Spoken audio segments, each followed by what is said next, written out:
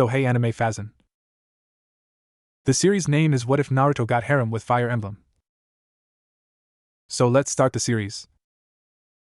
The wind howled through the trees of the Naka shrine, carrying with it the scent of rain and something else, something that smelled like ozone and burning chakra.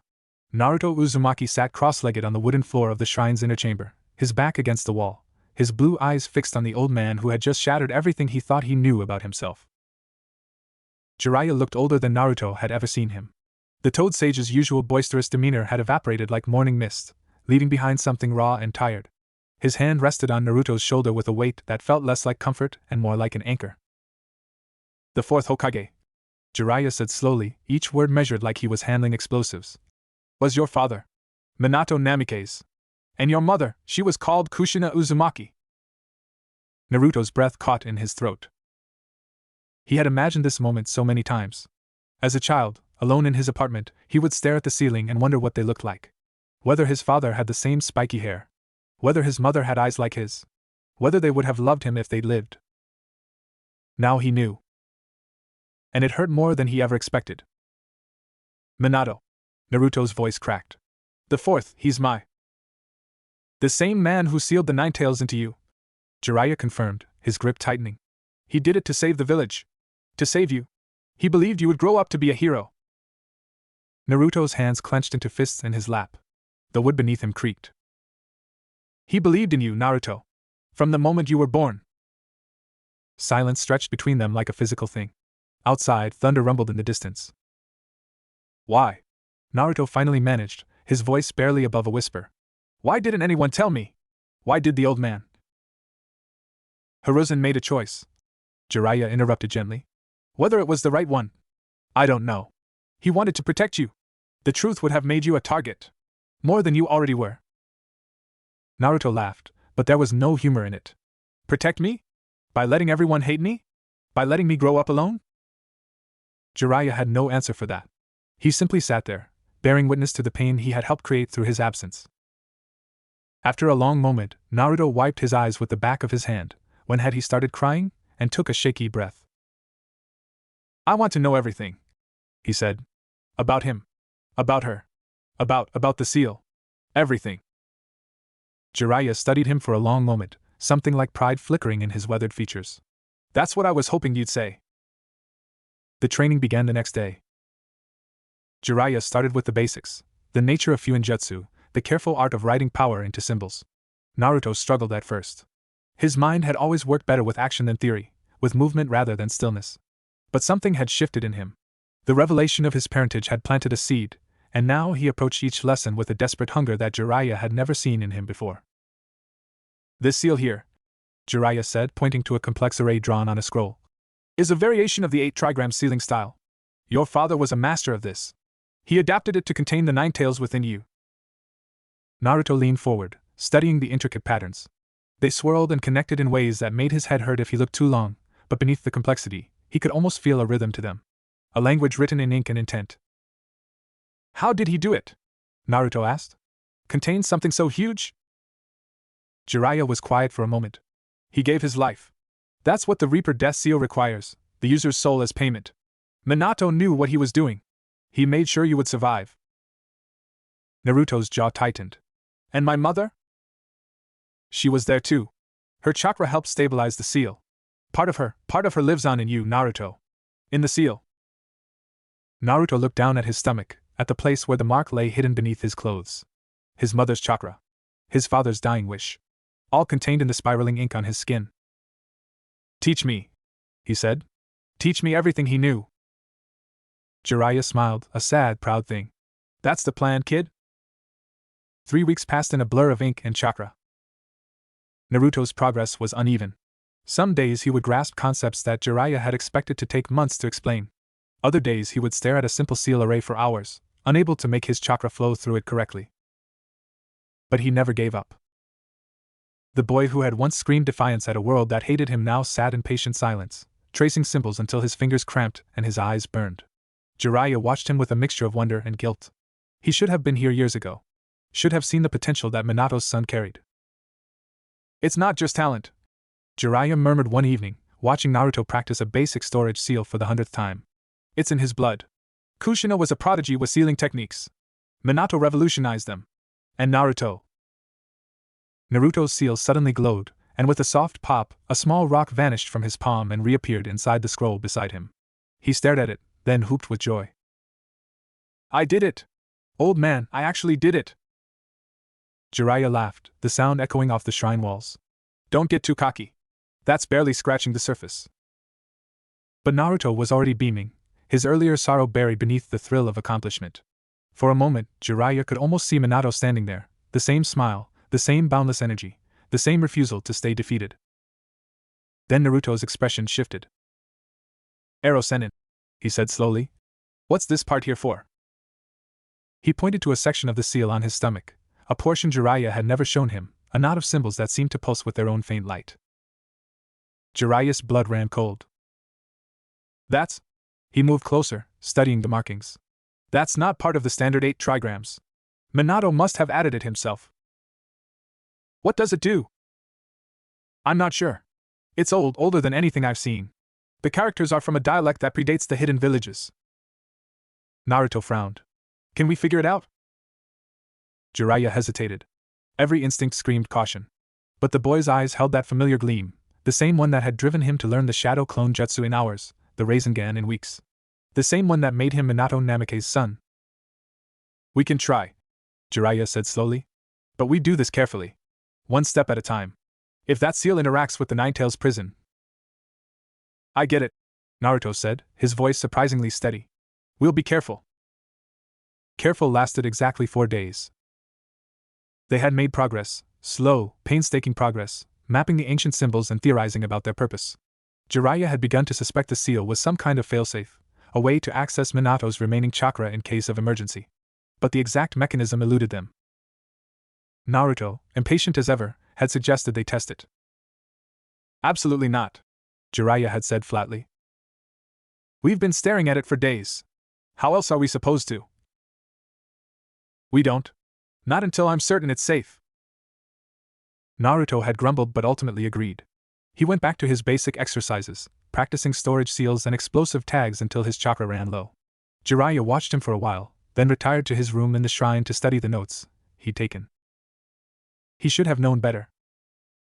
He should have remembered that Naruto Uzumaki had never once in his life done what he was told. It happened just after midnight.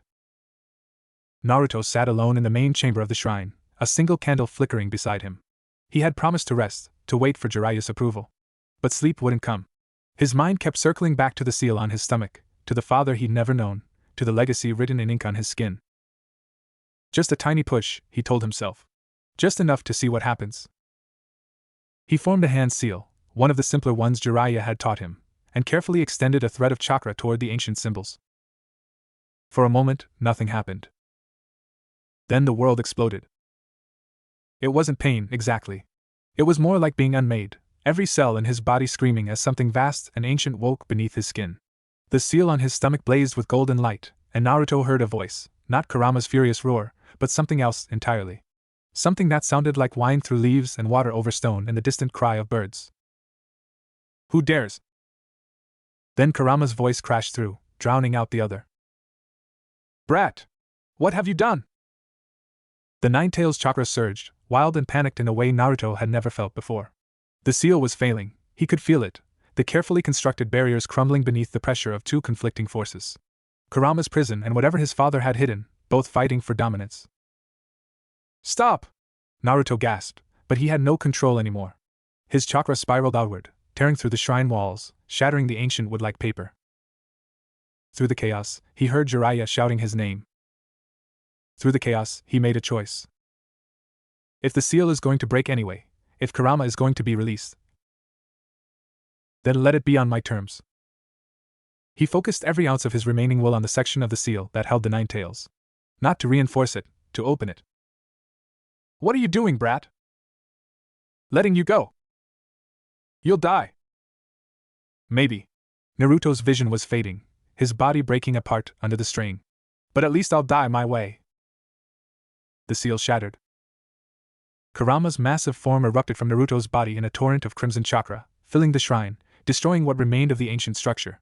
For one terrible moment, the Ninetales stood free in the world, its 9 tails lashing with savage joy. Then it looked down at the broken boy lying in the rubble. Naruto's eyes were open, staring at the sky.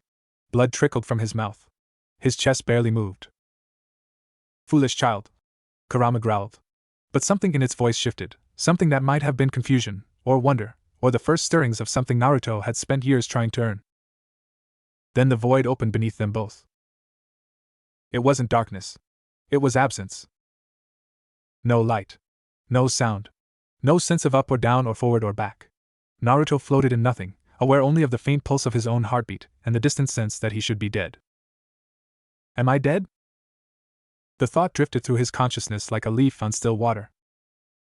Is this what happens after? Just nothing? He tried to move, but there was nothing to move. No body to command. Just awareness, floating in an endless sea of void. Then, pain. It crashed into him like a wave, sudden and devastating. His body, he had a body, screamed in agony. Every nerve felt like it was on fire. Something was wrong, terribly wrong, his chest burning with a cold fire that spread through his veins like poison. And beneath it all, the whisper of something ancient watching him.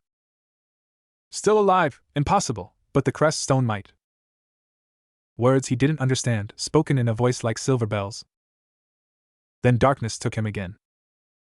When Naruto woke, he knew immediately that something was different. Not just the soft bed beneath him, or the unfamiliar ceiling above, or the strange quality of the light filtering through windows that opened onto a sky he didn't recognize. Something was inside him. Not Kurama. He could feel the absence where the 9 tails had been, a hollow space that ached like a missing limb. But something else had filled that space. Something that pulsed with a rhythm that wasn't quite his own heartbeat. He tried to sit up and immediately regretted it. Pain lanced through his chest, and he fell back against the pillows with a groan. You should not move. The voice came from beside him, warm, feminine, touched with an accent he couldn't place. Naruto turned his head slowly and found himself looking at a woman unlike any he'd ever seen. She was beautiful, in an almost unsettling way. Green hair fell past her shoulders in waves, and her eyes held a kindness that seemed ancient and young at the same time. She wore robes of white and green, and around her neck hung a pendant that glowed with faint light. Where? Naruto's voice came out as a croak. Where am I? You are in the Garage Monastery, the woman said, her smile gentle. I am Ria, the Archbishop of the Church of Ceros. You were found at the edge of the monastery grounds, near death. I did what I could to save you. Naruto blinked, trying to process her words. Monastery? Church? None of it made sense. How long? 3 days. You have been unconscious for 3 days. 3 days. He had been unconscious for 3 days. And Kurama was gone. And his chest felt wrong, like something had been put inside him that didn't belong. What did you do to me? He asked, and despite his weakness, there was an edge to his voice. Ria's expression didn't change, but something flickered in her eyes. You were dying. Your heart was failing. I took measures that are normally forbidden. I implanted a crest stone within you. A what? A crest stone. The heart of a Nabatean. It is. She hesitated, as if choosing her words carefully. It is a great gift. And a great burden. It saved your life, but it will change you. Naruto stared at her. None of this made sense. Nabatean? Crest stone? He was a ninja from the Hidden Leaf Village. He had just released the 9 tails. He should be dead, or back home, or... home. What about Jiraiya? The words tumbled out. The old man, was he there? Did you find anyone else? Ria's brow furrowed. There was no one else. Only you, alone at the edge of the woods. Naruto's heart sank. Jiraiya had been right there when the seal broke. Had he died? Was Naruto responsible for another person he loved dying? You need rest, Ria said softly. We can discuss more when you are stronger. She rose to leave, but paused at the door. One more thing. You may experience unusual sensations. Voices, perhaps, or dreams that feel more real than they should. This is normal, given what I have done. Do not be afraid. She left before Naruto could ask what she meant. He lay there for a long time, staring at the ceiling, trying to process the impossible situation he found himself in. A different world. A strange woman who had put something in his chest. No Jiraiya. No Kurama. No village. Just him, alone again. Then he felt it. A presence stirring at the edge of his consciousness. Not Kurama's familiar weight, but something else, lighter, older, curious. It brushed against his thoughts like a whisper, and Naruto tensed, ready to fight. Hello? The voice wasn't spoken aloud. It resonated directly in his mind, clear and musical and impossibly ancient. Naruto's eyes went wide. Who's there? A pause. Then, with a hint of amusement. I was about to ask you the same question. And in the space behind his eyes, a figure began to take shape, a small girl with long green hair and golden eyes, sitting cross-legged as if on a throne that wasn't there. She looked at him with an expression of profound curiosity, and something else. Something like recognition. You are not from this world, she said. It wasn't a question. You're not either, Naruto thought back, and saw her lips quirk in a smile. No. I suppose I'm not. Not anymore. She tilted her head, studying him. I am Sothis. And it seems, we are bound together now, you and I. Naruto stared at the impossible girl in his mind, at the strange world outside his window, at the crest stone beating in his chest where his heart used to be. And for the first time in his life, he had absolutely no idea what to do next. The first week in Fodlan passed like a fever dream. Naruto spent most of it in the infirmary, tended by a woman named Manuela who complained constantly about her love life while changing his bandages and checking his vitals. She was loud and dramatic and reminded him uncomfortably of some of the older kunoichi back home. You're healing remarkably fast, she said on the fourth day, peering at his chest with frank amazement. Whatever Lady Ria did, it's working. Most people would still be bedridden for another month. Naruto looked down at the wound, or rather, the place where the wound had been. A faint scar remained, shaped like a crest he didn't recognize, but the flesh beneath was whole and strong. It's happened before, he said vaguely. I heal fast. Manuela gave him a look that suggested she didn't quite believe him, but she let it go. Well, whatever the reason, you'll be up and about soon enough. Lady Ria wants to see you when you're ready. Naruto nodded, but his mind was elsewhere. Specifically, it was focused on the small girl who had taken up residence in his head. You are thinking very loudly, Sothis observed. Naruto scowled at the ceiling. Can you not read my thoughts? Not unless you project them. It is uncomfortable to intrude. Like reading someone's private diary without permission. Then how do you know what I'm thinking now? A pause. Then, with a hint of embarrassment, because you are projecting. Very loudly. As I said? Naruto sighed. This was going to take some getting used to. In the days since waking, he and Sothis had developed a tentative routine. She would observe silently for hours, then suddenly chime in with questions about his world, his life, his memories. He would answer grudgingly at first, then with more openness as he realized she wasn't going away. She, in turn, told him about Fodlan, the land they now inhabited, the church of Ceros that ruled it in all but name, the crests that set noble families apart from commoners. She spoke of these things with a strange detachment, as if she were reciting facts from a book rather than sharing personal experience. You don't remember much, do you? Naruto asked one evening. Sothis was quiet for a long moment. No. I remember, fragments. A throne. A sky full of stars. The feeling of being worshipped. But the details are lost to me. Like dreams fading upon waking. That must be hard.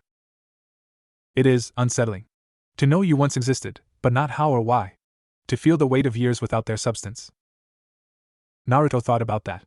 Thought about all the years he'd spent wondering who his parents were, why he was alone, why the village hated him. He'd had questions, but at least he'd known there were answers somewhere. At least he'd had the hope of finding them. Sothis had nothing. Just fragments and feelings and a name. I get it, he said softly. I really do. And something shifted between them. A wall coming down. A bridge being built. On the seventh day, Ria came to visit. She swept into the infirmary like royalty, her white robes trailing behind her, her green hair catching the light. Manuela immediately straightened up, suddenly professional. Lady Ria? I didn't expect. Please remain at ease. Ria's smile was warm but distant. I wish to check on our guest personally. Her eyes fell on Naruto, and something flickered in their depths. Interest? Concern? It was gone before he could identify it. You are healing well, she observed. The crest stone has accepted you. Naruto touched his chest unconsciously. About that. What exactly did you put in me? Ria's expression didn't change, but Manuela shifted uncomfortably. The crest stone is the heart of a Nabatean, Ria explained. My mother's people. When one of us dies, our hearts crystallize into stones that carry fragments of our power. It is a sacred relic. Your mother's people? Naruto frowned. So you're not human? A pause. Then, unexpectedly, Ria laughed, a soft, musical sound. No. I am not. Though I have walked among humans for so long that the distinction sometimes blurs. Naruto studied her with new eyes. An alien. A being from another species. And she had put part of her dead kin inside him. Why? He asked bluntly. Why save me? You don't know me. I could be anyone. Ria's smile faded. Because you were dying. Because I could help. Because. She hesitated, and for a moment she looked almost vulnerable. Because I have lost too many to let another die when I have the power to prevent it. The words hit Naruto harder than he expected. They reminded him of someone, of himself, maybe. Of the boy who had refused to let Sasuke go, who had chased after him across half the elemental nations, who had never learned when to give up. I'm sorry, he said quietly, for whoever you lost. Ria's eyes widened slightly, as if surprised by his empathy. Then she smiled again, warmer this time. You are a curious one. Most people, upon learning what I am, react with fear or reverence. You simply accept. Naruto shrugged. I grew up with a giant fox demon inside me. You're not that weird. Manuela choked on air. Ria stared at him for a long moment, then laughed again, a real laugh this time, full of genuine amusement. I think, she said, that you and I will get along very well. The next day, Ria made him an offer. You have no home to return to, she said, standing before him in her office, a vast room filled with books and artifacts and the weight of centuries. No family. No purpose. But you have strength and kindness and a spirit that refuses to break. These are rare qualities. Naruto waited, sensing there was more. I would like you to become a professor at the Officers' Academy, Ria continued. Teach the next generation of Fodlan's leaders. Guide them, as you were clearly guided by someone who believed in you. Naruto blinked. A professor? Me? I never even graduated from the academy back home. I was still a student. And yet you have skills that most trained soldiers would envy. Your reflexes, your instincts, your ability to read people, these are not things one learns from books. They come from experience. From hardship. From surviving when others would have fallen. Naruto thought about it. Thought about Iruka-sensei, who had believed in him when no one else did. About Kakashi, who had pushed him to be better. About Jiraiya, who had taught him that being a ninja meant more than just fighting. Maybe he could do that for someone else. Which class? He asked. Ria smiled. I thought you might choose the Black Eagles. They are spirited. They could benefit from someone who understands that strength comes in many forms. Spirited? Naruto snorted. You mean difficult? I mean challenging. There is a difference. Naruto considered for a moment, then nodded. All right. I'll do it. Ria inclined her head. Then welcome to Garage-Mach, Professor Uzumaki. The Black Eagle's classroom was chaos when Naruto first walked in. Students talked over each other, argued about assignments, gossiped about the other houses. A girl with silver hair sat in the corner, desperately trying to hide behind a book that was clearly too small to conceal her. A tall, pale young man with shadows under his eyes watched everyone with an expression of barely concealed boredom. And at the center of it all, a girl with white hair and violet eyes sat perfectly still, radiating an authority that silenced the room the moment she noticed Naruto's entrance. Ah, she said smoothly. You must be our new professor. The room went quiet. All eyes turned to Naruto. He suddenly understood how Iruka had felt on his first day. That's right, he said, forcing confidence into his voice. I'm Naruto Uzumaki. I'll be your teacher from now on. Silence. Then, from the back. You're younger than we expected. The speaker was a girl with long brown hair and an annoying smile. She leaned back in her chair, studying him with frank curiosity. And shorter, added a muscular boy with red hair. And louder, muttered the pale young man. Naruto felt his eye twitch. These kids were going to be trouble. They are testing you, Sothis observed from the back of his mind. They want to see if you will break. I know. Then show them that you won't. Naruto took a breath. Then he grinned, the same grin that had faced down Mizuki, and Niji, and Gaara, and Pain. All right, he said, his voice carrying through the room with unexpected weight. Here's the first thing you're going to learn about me. I don't care about your titles, or your crests, or how important your families are. In this classroom, everyone is equal. Everyone has something to contribute. And everyone. He met each of their eyes in turn. Everyone has value. The white-haired girl, Edelgard, he would later learn, raised an eyebrow. An interesting philosophy, Professor. But in Fodlan, crests determine everything. Our worth is measured by the blood we carry. Then Fodlan's wrong. Gasps from several students. The pale young man, Hubert, actually smiled, though it wasn't a pleasant expression.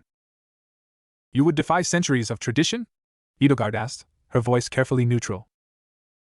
I would defy anything that tells people they're worthless because of something they can't control. Naruto's voice was soft but fierce. I've lived that. I know what it does to a person. And I'll be damned if I let any of my students go through the same thing. The room was utterly silent. Then, from the corner, the silver-haired girl, Bernadetta, spoke so quietly it was almost a whisper. Do you really mean that? Naruto looked at her. Saw the fear in her eyes, the way she hunched in on herself as if expecting attack. He'd seen that look before. On orphans in the village who'd learned that kindness was a trap. On kids his own age who'd been told they were monsters. Yeah, he said gently. I really do. Bernadetta's eyes widened. For a moment, something flickered in them, hope, maybe, or the first stirrings of trust. Then she ducked behind her book again, and the moment passed. But something had shifted in the room. Naruto could feel it. The students were still skeptical, still watching him with guarded eyes. But beneath the suspicion, there was something else. Curiosity. And curiosity, Naruto knew, was the first step toward belief. That night, Naruto sat alone in his new quarters, staring out the window at the monastery below. Lights flickered in the dormitories, and somewhere in the distance he could hear laughter drifting on the night air. You did well today, Sotha said softly. Think so? I know so. Those children have been taught their entire lives that they are defined by accidents of birth. You offered them something different. That takes courage. Naruto was quiet for a moment. Then, do you think I can really do this? Be a teacher? I think you already are. You taught them something today without a single lesson plan. You taught them that someone believes in them. That's not teaching. That's just being decent. Is it? In my experience, decency is the rarest and most valuable lesson of all. Naruto smiled faintly. You're pretty wise for someone who can't remember her own past. I remember what matters, Sothis replied, and there was something in her voice that made Naruto's heart clench. I remember that kindness is not weakness. That hope is not foolishness. And that even the most broken soul can heal, given time and care. Sounds like you're talking about yourself. A long pause. Perhaps I am. They sat together in comfortable silence, watching the lights of Garage-Mach flicker in the darkness. Two souls, bound by circumstance and choice. Two lonely hearts, learning to beat as one. And somewhere in the distance, a bell tolled midnight. The first day was over. The journey had just begun. 3 weeks into his tenure as a professor, Naruto had learned several important things about his students. Edelgard von Hresfeld was brilliant, driven, and carried a weight on her shoulders that no 18-year-old should bear. She asked questions that cut to the heart of every lesson, and her eyes held shadows that spoke of secrets she would never share. Hubert von Vestra was terrifying, utterly loyal to Edelgard, and possessed of a dry wit that surfaced at the most unexpected moments. He also had a habit of appearing silently behind people, which Naruto found both annoying and impressive. Ferdinand von Ager was loud, proud, and genuinely believed himself to be Edelgard's rival in all things.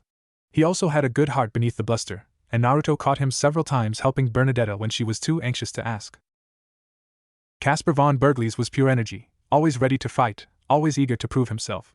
He reminded Naruto painfully of himself at that age, loud, brash, desperate for recognition. Linhard von Hevering was lazy, brilliant, and had an unhealthy obsession with napping. He also had insights into crests that made even Hanneman sit up and take notice. Bernadetta von Varley was slowly emerging from her shell. She still flinched at sudden movements and spent most meals in her room, but she had started speaking in class, small contributions at first, then more confident answers. Naruto made sure to praise her every time. Dorothea Arno was sharp, observant, and carried the scars of a childhood on the streets beneath her warm smile. She saw through people's pretenses with uncanny accuracy and wasn't afraid to call them out. And Petra McNary, the Princess of Brigid, was struggling with the language but learning faster than anyone. She approached everything with a warrior's discipline and a diplomat's grace. They were, Naruto had to admit, a pretty great group of kids. But they were also driving him crazy. Professor, I don't understand why we need to work in teams, Ferdinand complained for the 5th time that morning. Surely individual excellence is more important. Because in the real world, you don't fight alone, Naruto replied for the 5th time. Your allies cover your weaknesses. You cover theirs. No one can do everything by themselves. But I. Ferdinand. Naruto fixed him with a look. Humor me. Ferdinand subsided, grumbling. Beside him, Hubert smiled thinly. If it helps, Minister Agar, I look forward to seeing you fail spectacularly at teamwork. I won't fail. I'll excel. You'll pair up with Bernadetta for the next exercise, Naruto interrupted. Hubert, you're with Dorothea, Casper and Linhart, Edelgard and Petra. I want you to practice coordinating your movements. Anticipate what your partner will do. Trust them. The students scattered to their assignments, and Naruto leaned against his desk, watching them work. You have a gift for this, Sothis observed. For what? Making them mad? For seeing what they need, rather than what they want. Ferdinand requires humility. Bernadetta requires confidence. You give them opportunities to develop both. Naruto shrugged mentally. I just remember what it was like to have someone believe in me. I'm trying to do the same for them. And yet you refuse to believe in yourself. He didn't have an answer for that. That night, Naruto dreamed. He stood in a vast space, empty and dark, lit only by the faint glow of symbols beneath his feet. Ceiling arrays, hundreds of them, thousands, stretching to infinity in every direction. He recognized some from Jiraiya's lessons. Others were completely foreign. Where am I? The question echoed in the emptiness. No answer came. He walked forward, his footsteps silent on the glowing symbols. The arrays shifted as he passed, rearranging themselves in patterns that felt almost alive. Watching him. Judging him. Then he saw it. At the center of the infinite space, a single seal blazed with golden light. It was enormous, the size of a building, the size of a mountain, and it pulsed with a rhythm that matched his heartbeat. His father's seal. The one that had held Kurama. But something was wrong. Cracks spiderwebbed across its surface, dark lines that bled shadow into the golden light. The cracks spread as he watched, slow and inexorable, and from them came whispers, voices he almost recognized, speaking words he almost understood. Naruto. He turned, and found himself face to face with a woman he had never met but knew instantly. Kushina Uzumaki smiled at him, her red hair falling around her shoulders like a cascade of fire. Her eyes were exactly like his. My son, she said, and her voice was warm and sad and full of love. You've grown so much. Mom? She reached out, and he felt her fingers brush his cheek, warm and solid and real. I'm so proud of you. So proud of the man you've become. I don't understand. Is this real? Are you really part of me? A fragment, left behind in the seal. Your father's final gift. Her smile flickered. But the seal is breaking, Naruto. Not just Kurama's prison, all of it. The connection to our world is fraying. Soon, it will snap entirely. What happens then? Then the last pieces of us fade. And you will be truly alone. Naruto's heart clenched. No. There has to be a way to stop it. To fix it. Kushina's expression softened with infinite tenderness. Always trying to save everyone. You get that from your father. She stepped closer, cupping his face in her hands. Listen to me, my son. You are not alone. You have never been alone. The people who love you, they carry pieces of you in their hearts, just as you carry pieces of them in yours. But the seal will break. It must. But what comes after, that is up to you. She pressed her forehead to his, and for a moment he felt her warmth, her love, her fierce pride. Be happy, Naruto. Find people who see you. Love them with everything you have. That's all I ever wanted for you. Mom. I love you. I always have. I always will. The dream shattered. Naruto woke gasping, tears streaming down his face, his chest heaving with sobs he couldn't control. The crest stone blazed with light beneath his skin, and somewhere in the back of his mind, Sothis was speaking, urgent, worried words he couldn't quite hear. Yuto. Naruto, can you hear me? What happened? He couldn't answer. Couldn't do anything but feel the ache of a mother's love, fresh and raw and devastating. He had dreamed of his mother, had felt her touch, heard her voice. And now she was gone forever. The next morning, Naruto went through the motions. He taught his class. He smiled at his students. He ate lunch in the dining hall and nodded along to conversations he didn't hear. But his eyes were hollow, and Sothis could feel the grief radiating from him like heat from a dying fire. Naruto. Her voice was soft, gentle in a way he'd never heard before. You don't have to pretend with me. He didn't respond. I know what it is to lose.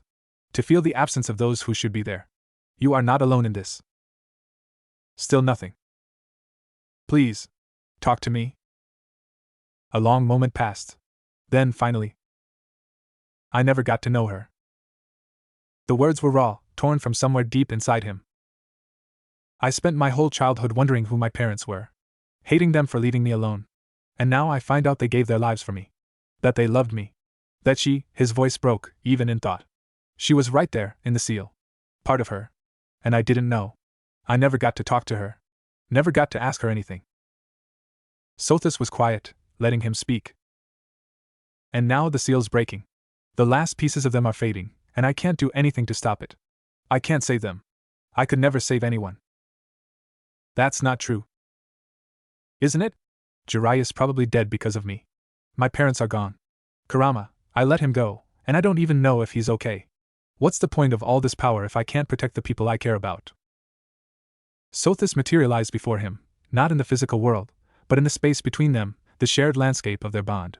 She stood before him, small and ancient and impossibly gentle. You are wrong, she said quietly. You have saved people. You save them every day, in ways you don't even see. That girl, Bernadetta, she was drowning in fear before you came. Now she speaks in class. Now she almost smiles. You did that. Naruto looked away. Those children out there, they are learning because of you. Growing because of you. Believing in themselves because you believed in them first. That is not nothing. That is everything. It's not the same. No. It's not. But it is real. It matters. You matter. Naruto met her eyes, and for the first time, he saw past her ancient dignity to the loneliness beneath. She understood. She had always understood. How do you do it? He asked. How do you keep going when everything you love is gone? Sothis was quiet for a long moment. Then she smiled, a sad, knowing smile that held centuries of loss. You find new things to love. You let yourself be vulnerable again, even though it hurts. You remember that grief is not the opposite of joy, it is the price we pay for having loved at all. That sounds terrible. It is. But it is also beautiful. Because it means we are alive. We feel. We care. And that is worth everything. Naruto stared at her for a long moment. Then, slowly, he reached out, not physically, but with his heart, his soul, the part of him that had always been desperate for connection. Thank you, he thought. For being here. Sothis's eyes widened slightly. Then she smiled, a real smile, warm and genuine. Thank you for letting me. That afternoon, Naruto gathered his students for a special lesson. Today, he announced, we're going to try something different. No weapons. No magic. Just you, your classmates, and a bell. He held up a small brass bell. Ferdinand frowned. What does a bell have to do with combat training? It has everything to do with it. Here's the challenge. There are 2 bells. One is with me. One is hidden somewhere in this training ground. Your goal is to take at least 1 bell from me before the hidden bell rings. That sounds simple enough, Casper said eagerly. It's not. There's a catch. Naruto's expression grew serious. Anyone who fails to get a bell, or who gives up, will be tied to a post and forced to watch the rest of the exercise. And they won't get any dinner. Murmurs ran through the group. But Professor, Dorothea said, if we work together we could. You can't work together. This is an individual exercise. Silence. Then Edelgard spoke, her voice carefully neutral. That seems counterproductive, Professor. You've been teaching us the importance of teamwork. Now you're telling us to abandon it? Naruto met her eyes. I'm telling you that sometimes you have to make choices. Sometimes helping your teammates means sacrificing your own chance at success. Sometimes it means failing together so that one of you can succeed. He looked at each of them in turn. This exercise isn't about the bells. It's about what you're willing to give up for each other. It's about whether you can see beyond your own goals to something bigger. You are cruel, Sothis observed, but there was approval in her voice. They will hate you for this. Probably. But they'll learn from it. And if they don't? Then I'll try something else. That's what teachers do. The exercise was a disaster. Ferdinand charged in immediately, full of confidence, and was disarmed in seconds. Caspar followed suit, then Linhart, who had tried to nap instead of participating, then Petra. One by one they fell. Hubert lasted longer than most, using shadows and misdirection, but Naruto's instincts were too sharp. Dorothea tried charm, then tears, then actual tears when neither worked. Only 3 remained, Edelgard, Bernadetta, and… Bernadetta? She stood frozen at the edge of the training ground, trembling so hard her teeth chattered. But she was still standing. Still trying. Edelgard had taken a different approach. She wasn't attacking, she was watching. Studying Naruto's movements, his habits, his tells. Waiting for the perfect moment. It came when Bernadetta finally broke. The silver-haired girl screamed, a sound of pure terror, and ran. Not at Naruto, but away, straight toward the edge of the training ground. She tripped, fell, and lay there sobbing. For 1 second, Naruto's attention wavered. 1 second was all Edelgard needed. She moved like water, like wind, like something that had been waiting its whole life for this chance. Her hand closed around the bell at Naruto's waist, and she yanked. But Naruto's reflexes were faster. He caught her wrist, stopping her an inch from success. Almost, he said. Edelgard met his eyes, and for a moment he saw something flash in their violet depths. Frustration? Respect? Both? Then the hidden bell rang. Everyone froze. Slowly, Naruto turned to find Bernadetta standing at the edge of the training ground, one hand pressed to her mouth, the other holding the second bell. She had found it. Somehow, in her panicked flight, she had stumbled across the hidden bell. I didn't mean to, I was just running and She was hyperventilating, tears streaming down her face. Please don't be mad, please don't tie me to the post, please. Naruto walked toward her. Bernadetta shrank back, flinching, expecting. He stopped in front of her. Looked down at her trembling form. Then, slowly, he smiled. You did it, he said quietly. You won. Bernadetta stared at him, uncomprehending. The exercise. You won. You got the bell. But I didn't, I was just… You didn't give up. Naruto knelt, bringing himself to her level. You were scared. You were running. But you didn't give up. You kept going, even when everything in you wanted to stop. That's not weakness, Bernadetta. That's the strongest thing a person can do. She stared at him, eyes wide, mouth open. Behind them, the other students watched in stunned silence. I'm proud of you, Naruto said gently. All of you. Even those who failed, you tried. You pushed yourselves. That's more than most people ever do. He stood, addressing the group. Today, you learned something important. You learned that individual strength means nothing without the courage to keep going. You learned that sometimes, the person who looks weakest is actually the strongest of all. And you learned, his eyes found Edelgard's, that even the best plan can fail if you don't account for the unexpected. Edelgard inclined her head slowly. I will remember that, Professor. Good. Now. Naruto's grin returned. Who's hungry? That night, Bernadetta knocked on his door. Naruto opened it to find her standing there, clutching a small package wrapped in cloth. She was shaking, but her eyes were determined. For you, she whispered, thrusting the package at him. I made it. It's not much. But I wanted to thank you. For what you said. Naruto unwrapped the cloth to find a small embroidered piece, a fox, sitting in a field of flowers, with a bell hanging from its tail. The stitching was uneven in places, but the love in every thread was unmistakable. It's beautiful, he said honestly. Bernadetta's face went red. It's not, it's just, I like embroidery. It calms me. And you remind me of a fox, I guess. With the whisker marks. And you're always smiling. And… She was rambling, he could tell, working herself up into a panic. Bernadetta. She stopped. Thank you.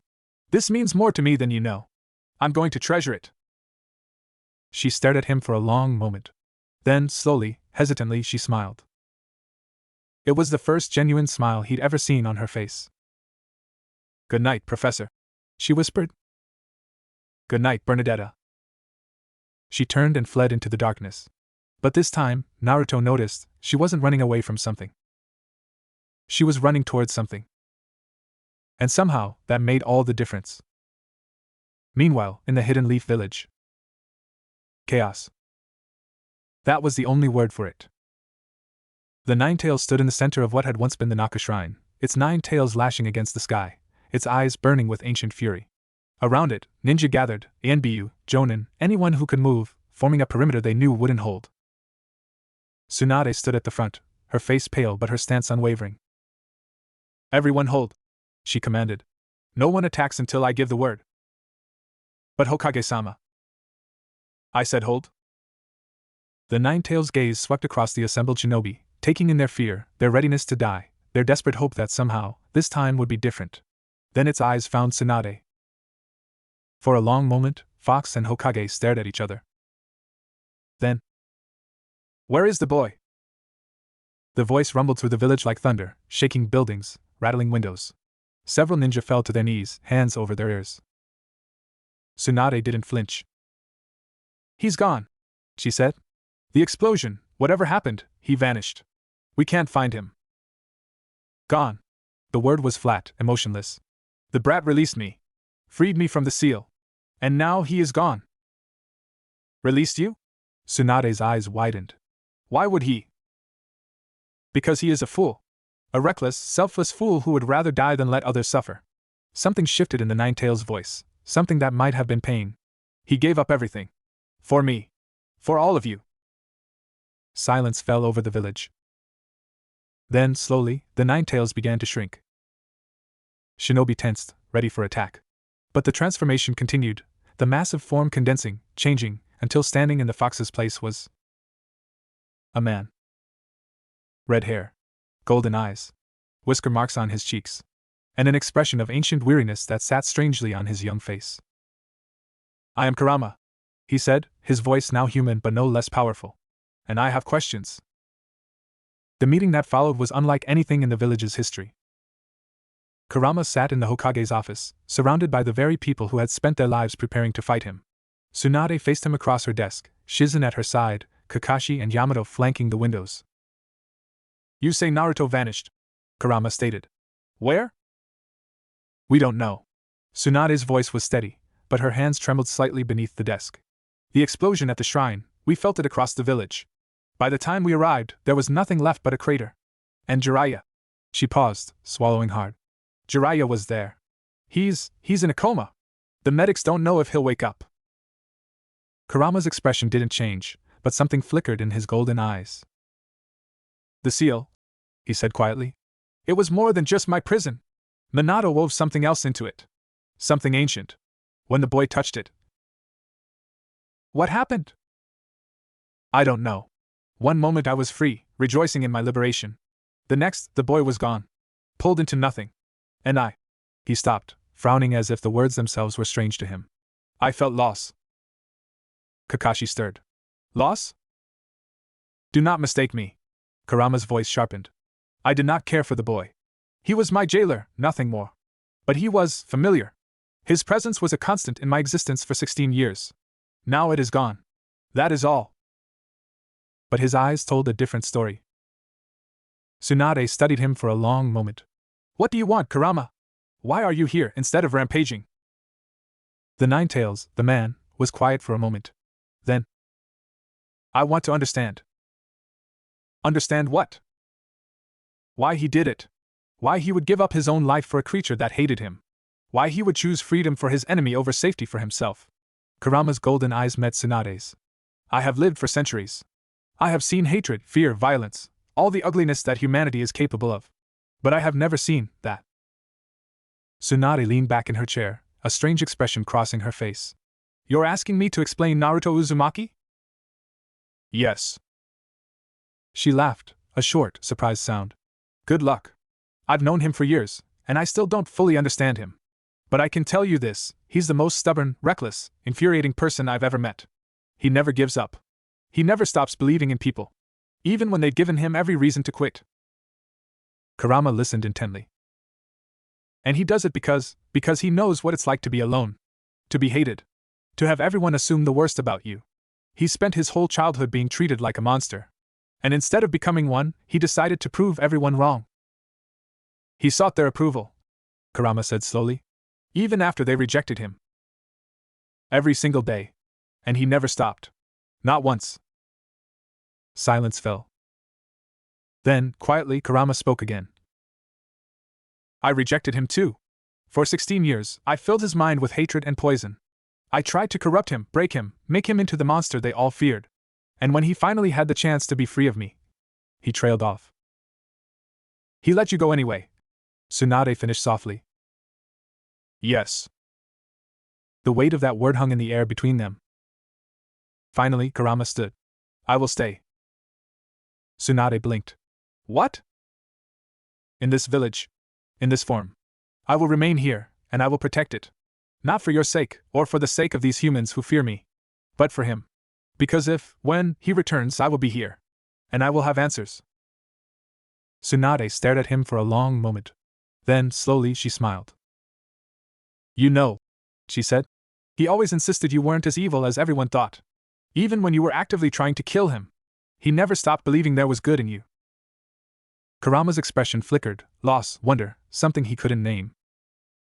Yes, he said quietly. He did. In the days that followed, the village adjusted to its impossible new reality. Kurama walked among them, a constant reminder of the boy who had vanished. Some fled at the sight of him. Others watched with wary suspicion. A few, the ones who had known Naruto best, approached with something like cautious acceptance. Hinata was the first.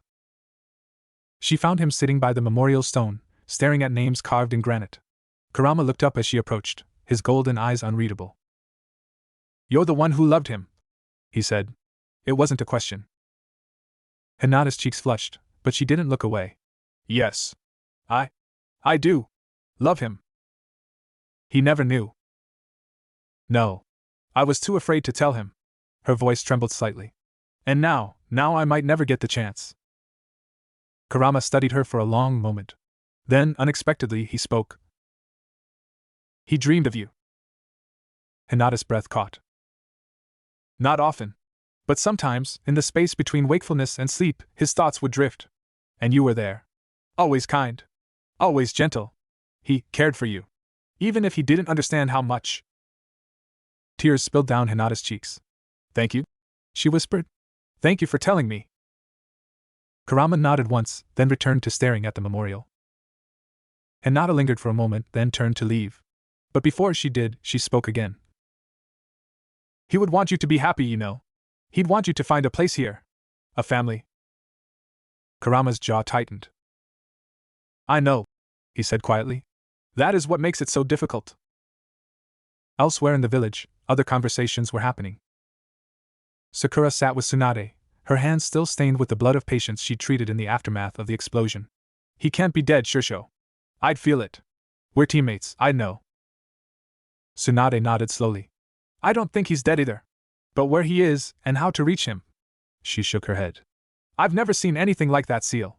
Even Jiraiya's notes don't explain it fully. Then we find someone who does. Sakura's voice was fierce. There has to be someone. Somewhere. Tsunade looked at her student, saw the fire in her eyes, the determination that reminded her so much of Naruto himself. We'll try. But Sakura, you need to be prepared. Even if he's alive, he might be somewhere we can't reach. Somewhere beyond anything we understand. Sakura met her eyes. I don't care how long it takes. I'll find him. We all will. Tsunade smiled sadly. I know you will. Kakashi stood at the edge of the crater where the Naka shrine had once stood. His expression was hidden behind his mask, but his eyes held a grief he couldn't quite conceal. He had failed. Failed his sensei's son. Failed the boy he'd promised to protect. Failed to be there when it mattered most. You're blaming yourself again. He didn't turn. He knew that voice. It's my fault, Yamato. I should have been there. Should have. Should have what? Yamato moved to stand beside him. Jiraiya-sama was there. One of the most powerful shinobi alive. And even he couldn't prevent this. What makes you think you could have? Kakashi was silent. Naruto made his own choices. Yamato continued quietly. He always did. And yes, those choices sometimes led to danger. But they also led to him becoming the person he is. Someone who would rather sacrifice himself than let others suffer. That doesn't make it easier. No. It doesn't. Yamato paused. But it does mean we owe it to him to keep going. To protect what he loved. To be ready when he comes back. Kakashi finally turned, meeting his friend's eyes. You really think he'll come back? Yamato smiled, a rare expression on his usually serious face. It's Naruto. Does he know how to do anything else? For the first time in days, Kakashi felt something loosen in his chest. No, he said quietly. I suppose he doesn't. And deep in the village, in a room filled with ancient scrolls and forgotten lore, an old man sat alone with his guilt. Hiruzen Sarutobi stared at the portrait of Minato Namikaze that hung on his wall. The fourth Hokado's smile seemed to mock him, gentle, trusting, utterly convinced that his son would be safe in the village he died to protect. I failed you, Hiruzen thought. I failed your son. I failed everyone. He had known about the seal's instability. Had suspected that Minato had woven something deeper into its fabric. But he had done nothing. Had let Jiraiya and Naruto stumble forward alone, trusting that the Toad Sage would find answers. And now Naruto was gone. Jiraiya was in a coma. And the Ninetales walked free among them. What would you have done, Minato? What would you say to me now? The portrait offered no answers. But somewhere, in the depths of his heart, Hiruzen heard a voice, young and fierce and impossibly stubborn. I never give up. That's my ninja way. The old Hokage closed his eyes. Come home, Naruto, he whispered. Please, come home. In a world far away, Naruto woke with a start. His heart pounded. His skin was slick with sweat. And for a moment, he could have sworn he felt the warmth of the hidden leaf surrounding him. What is it? Sothis asked, her voice sharp with concern. Naruto took a shaky breath. I don't know. For a second, I felt like I was home. Home? The village. My friends. Everyone I left behind. He pressed a hand to his chest, where the crest stone pulsed with foreign rhythm. They're looking for me. I can feel it. Sothis was quiet for a moment. Then. That is a gift. To be so loved that absence cannot diminish it. Naruto smiled faintly. Yeah. I guess it is. He looked out the window at the unfamiliar stars of Fodlan. I'm coming home, he promised silently. I don't know how or when. But I'm coming home. Just give me time. And somewhere, across the impossible distance between worlds, a village full of people who loved him seemed to hear. Because for just a moment, the wind changed. And hope stirred in the darkness. 2 months into his tenure at Garage Mach, Naruto had established a routine. Mornings were for training, his own, not the students'. He had discovered that while his chakra still flowed within him, it behaved differently in this world. The energy responded to the crest stone in his chest, mingling with something foreign and ancient. His shadow clones were harder to maintain. His Rasengan flickered with strange gold light. And sometimes, when he pushed too hard, he heard whispers at the edge of his consciousness, voices that weren't Sothis's, speaking languages he didn't understand. Afternoons were for teaching. The Black Eagles had grown into something resembling a cohesive unit. Ferdinand still bickered with Hubert. Casper still charged into everything headfirst. Bernadetta still flinched at loud noises. But they worked together now. Trusted each other. Fought as one. Evenings were for Sothis. Their conversations had become the highlight of his days. After the students retired and the monastery grew quiet, Naruto would sit on his balcony, watching the stars, and talk with the goddess in his mind. Tell me about your world again, she would say. The one with the talking toads and the tree villages. And he would. He told her about Konoha, about the Hokage monument, about Ichiraku Ramen and the training grounds where he'd spent countless hours. He told her about Irika, who had been the first to believe in him. About Kakashi, who had taught him what it meant to be a team. About Sasuke, the brother who had become an enemy, and Sakura, the friend who never gave up on either of them. You loved them, Sothis observed one night. All of them. Even the ones who hurt you. Yeah. I guess I did. How? How do you love so freely, after everything you endured? Naruto thought about it. I don't know. I guess. I figured out pretty early that hating people doesn't make you feel better. It just makes you more alone. And I was alone enough already. So you chose love instead. I chose to believe that people could change. That if I kept reaching out, kept trying, eventually someone would reach back. Sothis was quiet for a long moment. Then, softly, "You are the most remarkable person I have ever known." Naruto blinked, caught off guard. "What?" "I have existed for millennia. I have watched empires rise and fall, witnessed the best and worst of humanity. And in all that time, I have never met anyone like you." Her voice held wonder, and something else, something that made Naruto's chest tighten. "You are not remarkable because of your power, or your skill, or your determination. You are remarkable because you never stopped believing that love was possible. Even when the world gave you every reason to doubt." Naruto didn't know what to say. So he simply sat there, letting her words wash over him. And in the silence between them, something shifted. Something that felt like the beginning of forever. The mission came without warning. "A bandit attack," Seth announced, his expression grim. "In the Red Canyon? Villagers are trapped, and our scouts report the bandits are well armed and numerous. We need to respond immediately." Ria nodded, her green eyes sweeping across the assembled professors and knights. "The Black Eagles will take this mission. Professor Uzumaki will lead them." Naruto straightened. "Me? You have trained them well. Now it is time to see the results of that training in the field." Ria's gaze held his. "This will be their first real combat. Their first test. I trust you to bring them home safely." The weight of those words settled on Naruto's shoulders like a physical thing. "I will," he promised silently. "I will bring them all home." The journey to Red Canyon took 2 days.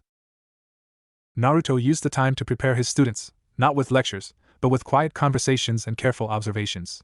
He watched how they moved, how they interacted, how they handled the stress of approaching combat. Edelgard was calm, focused, already planning contingencies. Hubert moved in her shadow, silent and watchful. Ferdinand kept up a steady stream of commentary, but Naruto noticed his hands never strayed far from his weapon. Caspar was vibrating with nervous energy, eager to prove himself. Linhardt complained about the walking but stayed close to Caspar, ready to support. Dorothea sang to keep their spirits up, her beautiful voice carrying across the marching column.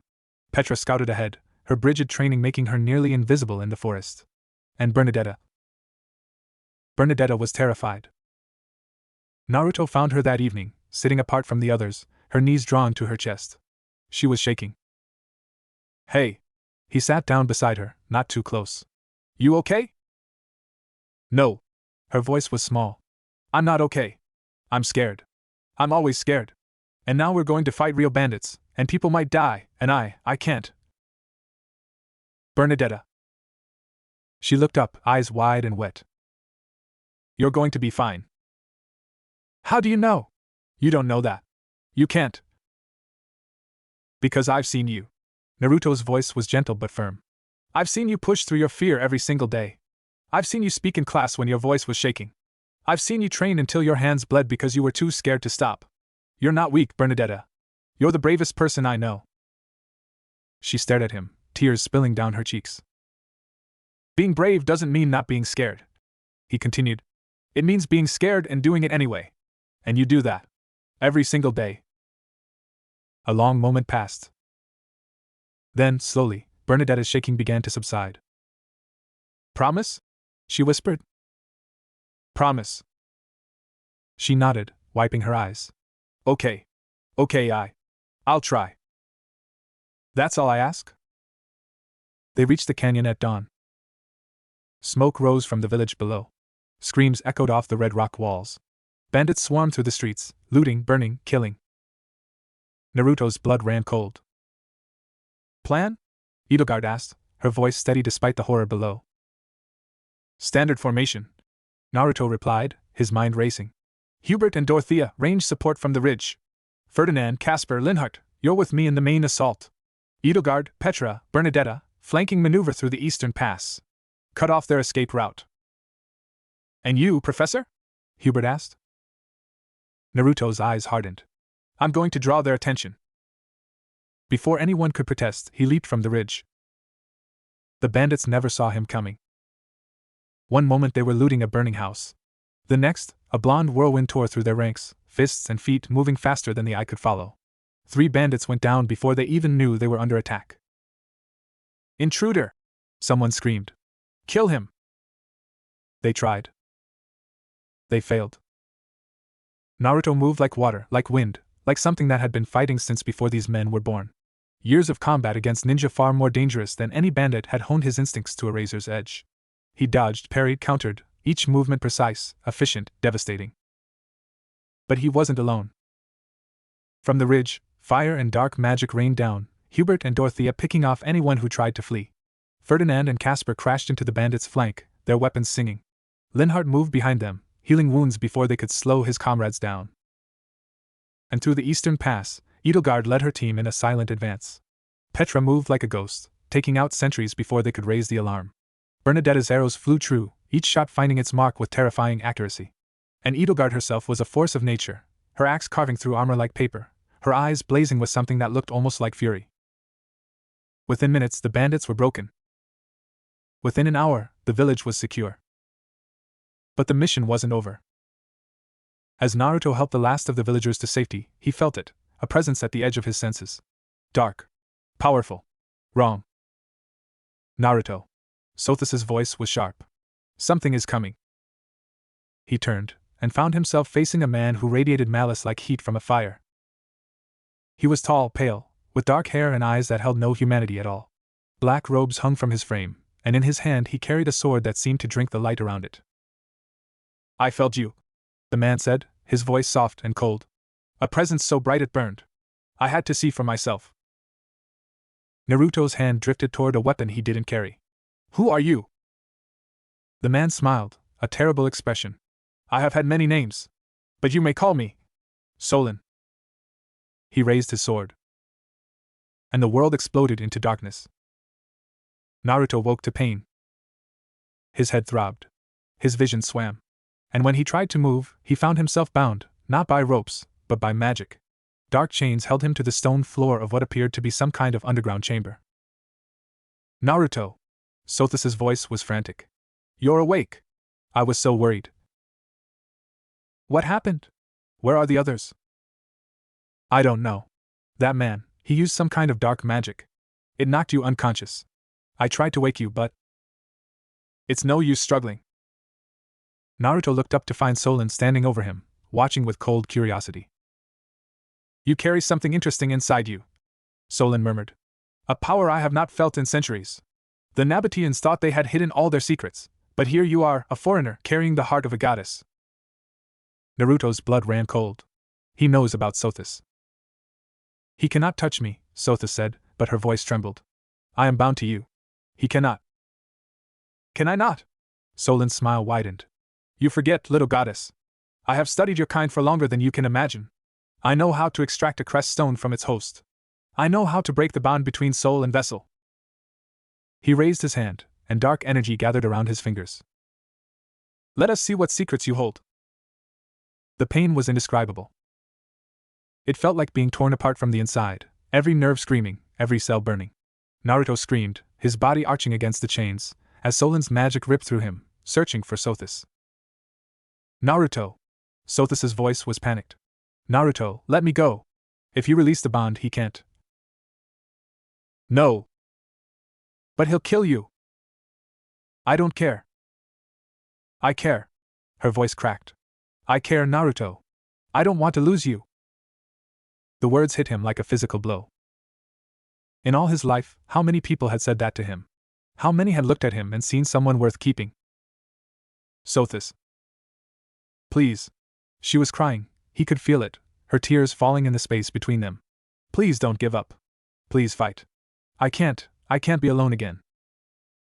Something in Naruto's chest ignited. Not the crest stone. Not his chakra. Something deeper. Something that had been there since the beginning, waiting for a reason to burn. I won't let him take you, he thought. I won't let anyone take you. He gathered everything he had, every scrap of strength, every ounce of will, every memory of everyone who had ever believed in him, and pushed back. The dark magic shattered. Solon staggered, shock flashing across his pale features. Impossible! No human can! Naruto rose. The chains fell away, dissolving like mist before the sun. Golden light blazed from his chest, from his eyes, from every pore of his body. And behind him, visible only to those who could see, a figure stood, small and ancient and furious. Sothis. She was no longer just a voice in his mind. She was there, a presence made almost solid by the power of their bond. Her golden eyes blazed with divine fury. "You dare," she said, and her voice echoed through the chamber like thunder. "You dare touch what is mine?" Solon stumbled back, fear finally breaking through his composure. "The goddess, impossible, she's supposed to be dead." "I am far from dead, mortal." Sothis raised her hand, and light gathered, not the dark magic of Solon, but something pure and ancient and terrible. The chamber shook. The walls cracked. And Solon screamed as the light consumed him. Then, silence. Naruto stood in the center of the ruined chamber, breathing hard, his body trembling with exhaustion. Behind him, Sothis flickered, her form wavering like a candle in the wind. "Sothis?" He turned, reaching for her. "Sothis, are you?" "I am tired." Her voice was faint, distant. "That took more than I expected. I need to rest." "No, wait." But she was already fading, slipping back into the depths of their shared consciousness. Her last words echoed in his mind like a blessing. "Thank you, Naruto. For fighting. For staying. For being mine." Then she was gone. And Naruto stood alone in the darkness, her name on his lips and her warmth in his heart. They found him an hour later. "Professor!" Edelgard's voice cut through the haze. "Professor, can you hear me?" Naruto blinked, focusing on her face, pale with worry, but alive. Behind her, he saw the others: Hubert, supporting a limping Ferdinand; Casper, carrying an unconscious Linhart; Dorothea, helping Petra bind a wound on her arm; and Bernadetta, standing at the edge of the group, tears streaming down her face. "You're alive," she whispered. "You're alive." Naruto tried to smile. "Told you I'd bring you home." Then the world went dark. He woke in the monastery infirmary, 3 days later. Manuela was there, fussing over him as usual. Ria sat by his bedside, her expression unreadable. And in the corner, half hidden in shadow, Seteth watched with suspicious eyes. "You're awake," Manuela said unnecessarily. "Good. Don't do that again." Naruto blinked. "What happened?" "You tell us," Ria said quietly. "Our scouts found you in an underground chamber beneath the Red Canyon. The walls were melted. The earth was scorched. And you were unconscious, surrounded by the ashes of a man we cannot identify." Naruto remembered Solon, the dark magic, Sothis appearing to save him. But something told him to be careful with his answers. "There was a man," he said slowly. "He attacked me. Tried to take something from me. I don't know what. I fought back. That's all I remember." Ria studied him for a long moment. "I see. Do you know who he was?" "No. But I intend to find out." She rose, her robes rustling. "Rest, Professor. You have earned it." She left, Seteth following reluctantly. Manuela fussed for a few more minutes, then retreated to her other patients. Naruto lay alone, staring at the ceiling. "Sothis?" Silence. "Sothis, are you there?" Nothing. His heart clenched. "Please. Please be there. I need you." Still nothing. For the first time since arriving in Fadlan, Naruto felt truly alone. That night, just when he had given up hope, he felt it. A stirring at the edge of his consciousness. A familiar warmth. "Naruto?" He nearly wept with relief. "Sothis. You're okay." "I am tired. Very tired. But I am here." A pause. "I will always be here." Naruto closed his eyes, letting her presence wash over him. "Thank you," he thought. "For saving me. Thank you for saving me right back." They lay together in the darkness, two souls bound by choice and chance, and something deeper than either of them understood. And for the first time in a very long time, either of them felt alone. 3 months. That was how long Naruto had been in Fadlan. 3 months since he'd woken in a strange world with a goddess in his head and a crest stone in his chest. 3 months since he'd last seen the faces of everyone he loved. Some days, the weight of that absence pressed down on him like a physical thing. He would catch himself looking for familiar landmarks in an unfamiliar sky, listening for voices that couldn't possibly carry across worlds. He would reach for Kurama's presence, and find only silence, a hollow space where a lifetime of shared existence used to be. But most days, he was too busy to dwell on what he'd lost. The black eagles kept him occupied. They were, as Ria had warned, spirited, which turned out to be a diplomatic way of saying they were chaos incarnate wrapped in noble titles and crest-enhanced abilities. Ferdinand and Hubert argued constantly, their rivalry sharpened by genuine ideological differences and a complete inability to let anything go. Casper and Linhart balanced each other in ways that shouldn't have worked, the former's boundless energy somehow compatible with the latter's studied laziness.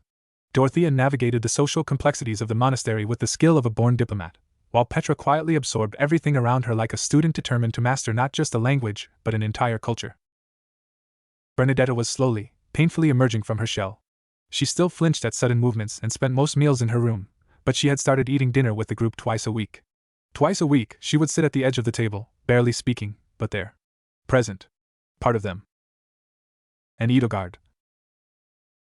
Edelgard was a puzzle Naruto couldn't quite solve. She was brilliant, obviously. Driven. Her questions in class cut to the heart of every topic, revealing depths of understanding that went far beyond her years. She carried herself with the confidence of someone born to lead, and the other students naturally deferred to her. Even Ferdinand, for all his bluster, never truly challenged her authority. But beneath that confidence, Naruto sensed something else. A weight. A wound. A carefully hidden pain that made her eyes go distant when she thought no one was watching. He recognized it because he'd seen it in the mirror. "You're staring, Professor." Naruto blinked, realizing he'd been watching Edelgard across the dining hall for several minutes. She met his gaze with calm inquiry, no trace of self-consciousness. "Sorry," he said, not bothering to pretend he hadn't been. "Just thinking." "About?" He considered deflecting, then decided against it. "About how you remind me of someone." Edelgard's eyebrow rose slightly. "Oh?" "A friend of mine. Back home." Naruto's voice softened. "He carried a lot of weight too. More than anyone should have to carry. And he tried to deal with it alone, because he thought that was the only way. And it almost destroyed him." Naruto met her eyes. "He pushed away everyone who cared about him. Chose a path that led to darkness. And by the time he realized his mistake," he trailed off, shaking his head. "I'm still trying to bring him back." Edelgard was quiet for a long moment. When she spoke, her voice was carefully neutral. "You believe I am walking a similar path. I believe you're carrying something heavy. And I believe no one should carry heavy things alone." Something flickered in her violet eyes, surprise perhaps, or the first stirrings of something that might have been trust. Then it was gone, replaced by her usual composed mask. "You are an unusual professor, Naruto Uzumaki." "I get that a lot." Edelgard almost smiled. "Almost. Finish your meal. We have training in an hour, and I intend to finally beat you in sparring." Naruto grinned. "You can try." She didn't beat him. But she came closer than anyone had before. Their sparring session drew a crowd, students from all three houses gathering to watch their professor face off against the Imperial Princess. Edelgard moved with devastating precision, her axe a blur of controlled violence. Every strike was calculated, every feint designed to exploit weaknesses she'd spent months studying. Naruto dodged, weaved, countered, but he couldn't match her raw power. The crest of flames blazed within her, lending strength that would have felled a lesser opponent. Twice, she forced him to use real techniques to avoid being hit. Twice, the watching students gasped as their professor was driven back. In the end, experience won. Naruto's years of combat against enemies far more dangerous than any student gave him an edge no amount of talent could overcome. He disarmed her with a twist of his wrist, caught her axe before it hit the ground, and handed it back with a grin. "Good fight." Edelgard was breathing hard, sweat dripping down her face. But her eyes blazed with something that looked almost like satisfaction. "Next time," she said. "I look forward to it." As the crowd dispersed, Naruto noticed someone watching from the shadows, a tall figure with long blue hair and eyes that held centuries of suspicion. "Seteth." The man inclined his head slightly, then vanished into the monastery. "He does not trust you," Sothis observed. "Yeah, I noticed." "It is understandable. You appeared from nowhere, bearing a crest stone that should not exist, bonded to a goddess no one has seen in millennia. I would be suspicious too." "Thanks. That's very reassuring." "I am not trying to be reassuring. I am trying to be honest." A pause. "But for what it is worth, I trust you. And I am far older than he is." Naruto smiled despite himself. "Good to know." That evening, Seteth found him on the balcony outside his quarters. "Professor Uzumaki." Naruto turned unsurprised. He'd been expecting this conversation for weeks. Seteth, what can I do for you? The man stepped forward, his expression carefully controlled. I will be direct. I do not trust you. Noted. Your appearance in Fodlan was convenient. Your survival of injuries that should have been fatal was miraculous. And the power you wield. Seteth's eyes narrowed. It is not natural. It is not human. Naruto leaned against the railing, considering his response. Part of him wanted to defend himself, to explain everything, the seal, the accident, Sothis. But another part, the part that had grown up hiding his true nature from a village that feared him, knew better. You're right, he said quietly. I'm not human. Not entirely. Something was put inside me when I was a baby, a creature of immense power. It shaped who I am, whether I wanted it to or not. And when I came here, something else was added. Something that saved my life and changed me forever. Seteth's expression flickered, surprised, perhaps, that Naruto was being so open. I don't know why I'm here. Naruto continued. I don't know if I can ever go home. But I know that I care about those kids. I know that I'll protect them with everything I have. And I know that whatever power I carry, I'll use it for them. Not against them.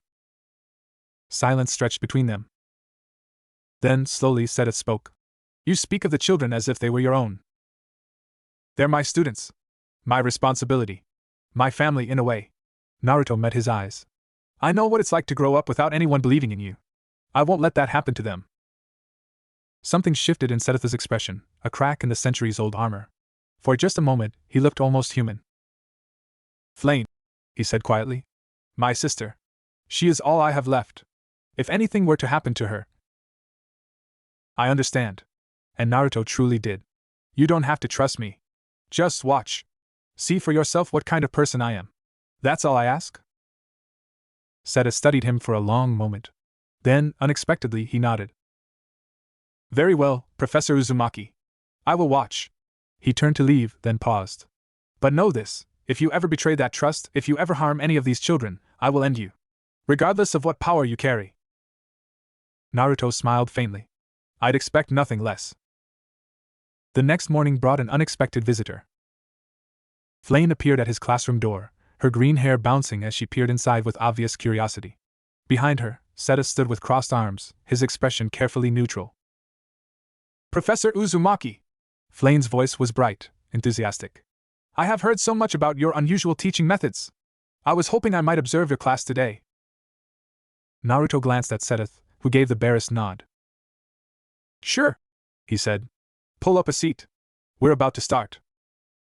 Flame's observation quickly became participation. She asked questions constantly, her curiosity boundless. She partnered with Bernadetta for an exercise and somehow drew the terrified girl into actual conversation. She challenged Ferdinand's assumptions about nobility with such innocent sincerity that he had no choice but to reconsider them. By the end of the day, she had charmed the entire class. She's amazing, Dorothea said, watching Flame chat animatedly with Petra. I've never seen Bernie talk that much to anyone. Naruto smiled. She reminds me of someone. Who? A friend. Back home. He thought of Konohamaru, the bratty kid who'd become like a little brother. Someone who believed the best in everyone, no matter what. Dorothea studied him with knowing eyes. You miss them. Your friends from home. Every day. Then why don't you talk about them more? Naruto considered the question. I don't know. Maybe it hurts too much. Maybe I'm afraid that if I talk about them too much, I'll forget that they're real. That this, he gestured at the monastery, the students, the unfamiliar sky, is real. Dorothea was quiet for a moment. Then, softly, my parents sold me when I was a child. I don't remember their faces anymore. Sometimes I wonder if they were ever real at all. Naruto looked at her, saw the pain beneath the confident exterior, the scars that no amount of success could erase. They were real, he said. And you're real. And whatever happened, you survived. You became someone they could never have imagined. Dorothea's eyes glistened. Then she smiled, a real smile, warm and genuine. You're a good professor, Naruto Uzumaki. So I've been told. The weeks that followed brought a new rhythm to monastery life. Flame became a regular presence in the Black Eagle's classroom, her enthusiasm infectious. Even Seteth softened slightly, though he still watched Naruto with wary eyes. The other houses took notice, Dimitri's blue lions and Claude's golden deer both expressed interest in cross-class training exercises, and Naruto found himself coordinating with professors he barely knew. Manuela and Hanuman, the other two professors, were interesting. Manuela was a former opera star turned battlefield medic, dramatic and brilliant and perpetually unlucky in love. She and Naruto bonded over their shared frustration with students who refused to follow basic safety protocols. Hanuman was a crest scholar, obsessed with the bloodlines that shaped Fodlan's nobility. He was fascinated by Naruto's foreign origins and asked endless questions about the crest-like phenomena in his world. Naruto deflected as best he could, but Hanuman's curiosity was boundless. "The markings on your face," Hanuman said one day, peering at him with academic intensity. "Are they related to the power you carry?" Naruto touched his cheek self-consciously. "They're from the thing inside me. The one I told you about." "Fascinating. And you say this creature was sealed within you at birth?" "Yeah. Long story." Hanuman's eyes gleamed. "I would very much like to hear it." "Maybe someday." Naruto smiled, but there was something sad in it. "When I figure out how it ends." The end of the month brought the promised mock battle. All three houses would compete, a tradition at Garage Mock, designed to test the students' skills and the professor's teaching. The winning house would earn prestige and privileges. The losing houses would earn experience. Naruto gathered his students the night before.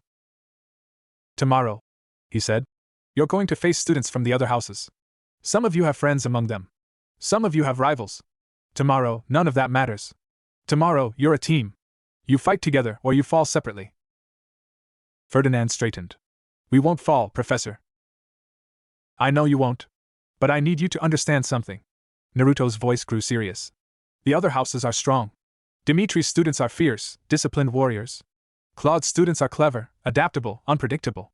If you fight them as individuals, you will lose." "But if we fight as a team?" Edelgard asked. "Then you'll win." Naruto smiled. "Because you've spent months learning to trust each other. To cover each other's weaknesses. To fight not as 8 individuals, but as one unit.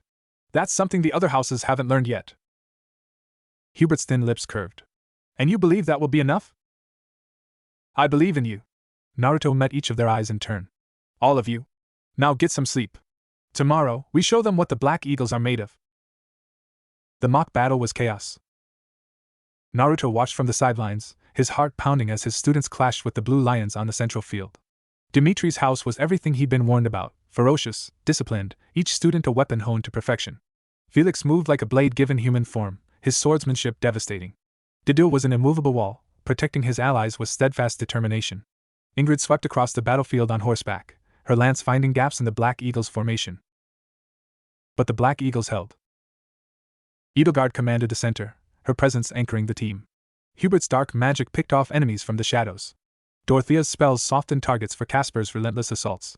Ferdinand and Petra flanked, drawing attention away from Linhart, who moved methodically through the chaos, healing wounds before they could slow his teammates down. And Bernadetta. Bernadetta was everywhere. Her arrows flew from impossible angles, finding enemies who thought themselves hidden. She moved like a ghost, appearing and disappearing, never staying in one place long enough to be targeted. When a blue lion soldier broke through the formation and charged toward her, she didn't freeze, didn't scream, didn't run. She planted her feet, drew her bow, and fired. The soldier went down. Bernadetta stared at her hands for one stunned moment.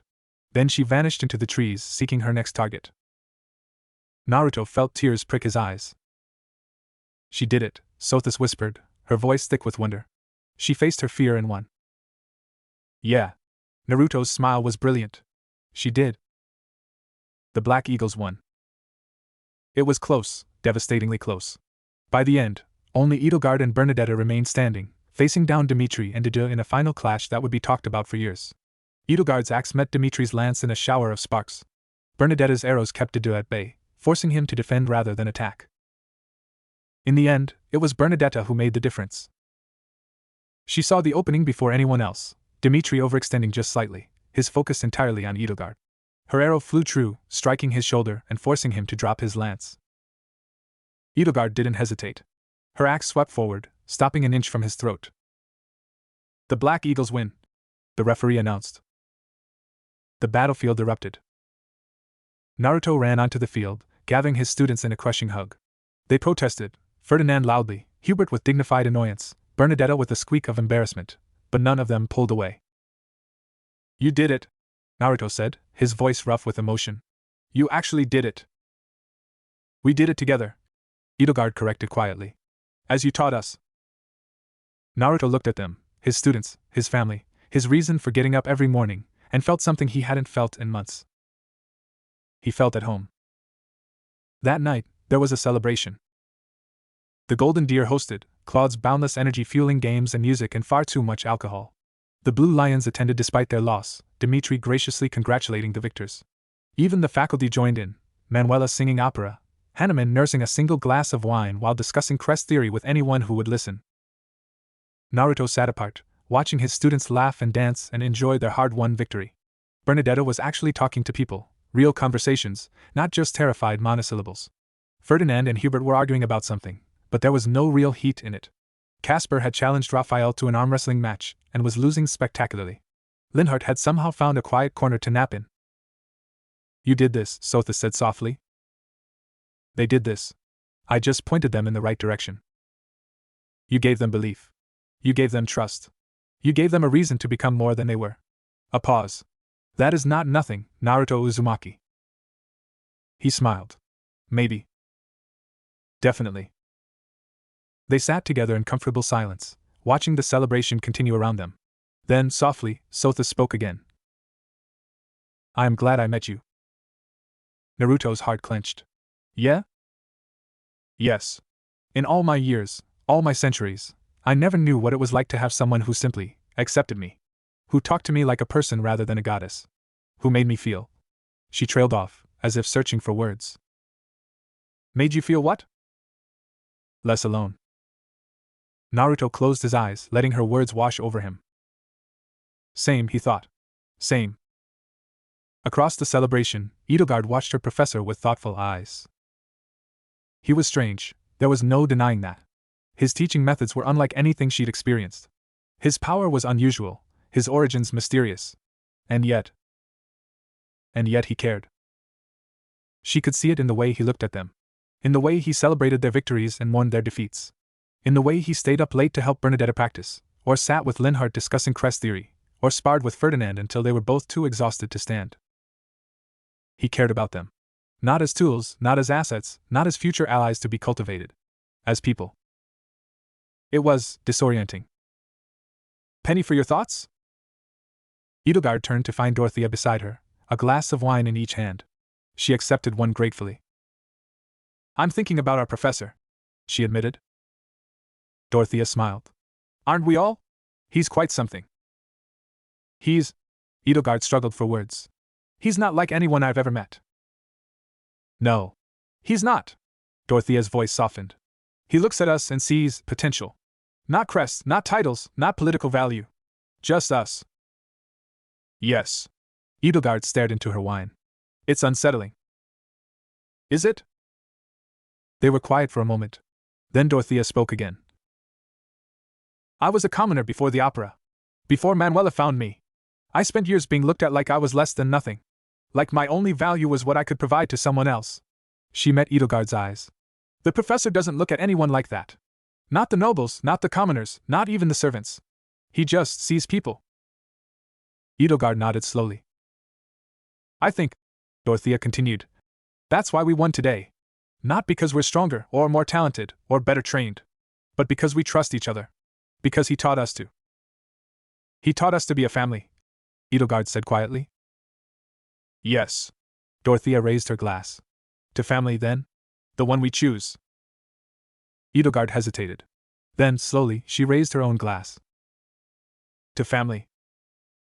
They drank together, watching their professor smile at something only he could see. And somewhere in the darkness, a goddess smiled too. The month after the mock battle passed in a blur of activity. Word of the Black Eagle's victory spread through Garejmak like wildfire. Suddenly, Naruto found himself approached by students from other houses, all asking the same questions. What did you teach them? How did they become so coordinated? Can you train us too? He deflected as best he could, but the attention was uncomfortable. He'd never been good at being the center of positive attention. Too many years of being the opposite had left him uncertain how to handle it. You're brooding, Dorothea observed one afternoon, dropping onto the bench beside him. That's my job. Naruto blinked, pulled from his thoughts. Was I brooding? Deeply. Very broody. I'm almost impressed. She tilted her head, studying him. What's wrong? Nothing's wrong. I'm just. He trailed off, unsure how to explain. Just? Not used to this. He gestured vaguely at the monastery around them, the students walking past, the knights on patrol, the general atmosphere of respect and acceptance. Back home, people didn't look at me like this. They looked at me like I was dangerous. Like I was something to be afraid of. Dorothea was quiet for a moment. Then, softly. Because of the thing inside you? Yeah. Naruto's hand drifted unconsciously to his stomach, the place where Kurama's seal used to be. They called me a monster. A demon. They taught their children to fear me. And I spent my whole life trying to prove them wrong. But you're not there anymore. No. I'm here. And people here. He shook his head. They don't know what I was. They only see what I am now. It's strange. Dorothea considered this. Then she smiled, that warm, knowing smile that made her seem far older than her years. Maybe that's a gift, she said. A chance to start over. To be whoever you want to be, without the weight of the past holding you down. Naruto looked at her, really looked, and saw the wisdom beneath the surface. Dorothea had reinvented herself too, hadn't she? From street urchin to opera star to student. She knew what it meant to leave the past behind. Maybe, he agreed. It's just hard. Letting go. Who says you have to let go? Dorothea stood, brushing off her skirt. Keep your past. Keep your memories. Keep the people who mattered. Just don't let them define you. You're more than what happened to you, Professor. We all are. She walked away, leaving Naruto staring after her with something like wonder in his eyes. She is wise, Sothis observed. Yeah. She is. As are you for listening. Naruto snorted. I'm not wise. I'm just learning. Is that not the definition of wisdom? He had no answer for that. That evening, an unexpected invitation arrived. Flame appeared at his door, bouncing with barely contained excitement. Professor Uzumaki! Sedith and I would like to invite you to dinner this evening. As a thank you for allowing me to observe your classes. Behind her, Sedith stood with his usual crossed arms, but his expression was less hostile than usual. Almost curious. Naruto blinked. Dinner? With you? And Sedith. He's actually a wonderful cook, though he won't admit it. And I thought it would be nice to. She caught herself, suddenly shy. To get to know you better. If you would like. Naruto glanced at Sedith, who gave the barest nod. I'd like that, he said honestly. What time? Their quarters were surprisingly cozy. Naruto had expected something formal, cold, perhaps, given Sedith's usual demeanor. Instead, he found a warm space filled with books and plants, and the faint smell of cooking. Flame chattered happily as she led him inside, pointing out various treasures and explaining their origins. Sedith worked in the kitchen, his movements efficient and practiced. He said little, but the meal he produced was extraordinary: roasted meat with herbs, fresh vegetables, bread still warm from the oven. Sedith learned to cook from our mother, Flame explained as they sat down. Before. She trailed off, and something flickered in Sedith's eyes. Before we came to Garage he finished smoothly. Please, Professor. Eat. The meal was delicious. Naruto said so, multiple times, and watched with quiet satisfaction as Sedith's expression softened fractionally with each compliment. You are not what I expected, Sedith admitted finally, setting down his fork. What did you expect? Someone guarded. Secretive. Perhaps dangerous. Sedith met his eyes. You are those things, certainly. But you are also genuine. You care about your students in a way that cannot be faked. Naruto shrugged. They're good kids. They deserve someone who believes in them. They do. Sedith paused. But in my experience, most people who claim to believe in others are really just seeking power over them. Control. You seek neither. How do you know? Because I have watched you. For months now, I have watched. Sedith's voice was quiet but intense. You do not manipulate. You do not scheme. You simply teach, support, care. It is disarming. Flame beamed. I told you he was wonderful, Sedith. Naruto felt his cheeks warm. I'm really not. You are. Sethatha's voice left no room for argument. And I apologize. For my suspicion. For my distance. You have done nothing to deserve it. Naruto met his eyes. You were protecting your sister. I get that. I'd do the same. Something shifted in Sethatha's expression, a crack in the ancient armor. Yes, he said quietly. I believe you would. They finished the meal in comfortable silence, Flame filling the gaps with cheerful observations about monastery life. By the time Naruto left, the stars were bright overhead, and something had changed between them. Not quite friendship, but the beginning of trust. That was kind of you, Sotha said as he walked back to his quarters. To forgive his suspicion so easily. He was scared. Scared people do stupid things. I know that better than anyone. You are too forgiving. Maybe. Naruto smiled at the stars. Or maybe I just know what it's like to be judged before anyone knows you. Sothis was quiet for a moment. Then softly. You are good, Naruto Uzumaki. Do not let anyone tell you otherwise. The next day brought a different kind of invitation. Professor. Edelgard found him after class, her expression carefully neutral. I would like to invite you to dinner this evening. In my quarters. There is something I wish to discuss. Naruto raised an eyebrow. Just me? Just you. She hesitated, a rare moment of uncertainty. It is a personal matter. He nodded slowly. All right.